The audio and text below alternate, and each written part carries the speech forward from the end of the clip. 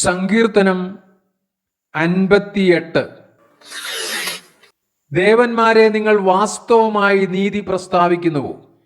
മനുഷ്യപുത്രന്മാരെ, നിങ്ങൾ പരമാർത്ഥമായി വിധിക്കുന്നുവോ?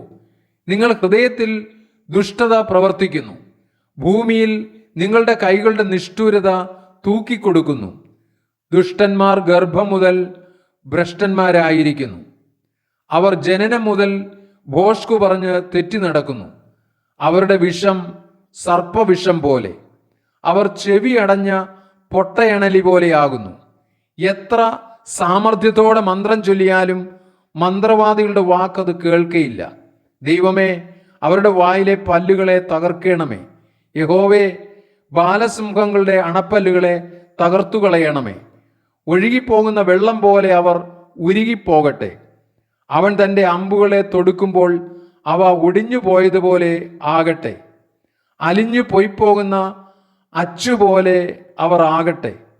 ഗർഭം അലസിപ്പോയ സ്ത്രീയുടെ പ്രജ പോലെ അവർ സൂര്യനെ കാണാതിരിക്കട്ടെ. നിങ്ങളുടെ കലങ്ങൾക്ക് മുൾത്തീ തട്ടും മുമ്പേ പച്ചയും വെന്തതുമെല്ലാം ഒരുപോലെ അവൻ ചുഴലിക്കാറ്റിനാൽ പാറ്റിക്കളയും. നീതിമാൻ പ്രതിക്രിയ കണ്ട് ആനന്ദിക്കും. അവൻ തൻ്റെ കാലുകളെ ദുഷ്ടന്മാരുടെ രക്തത്തിൽ കഴുകും.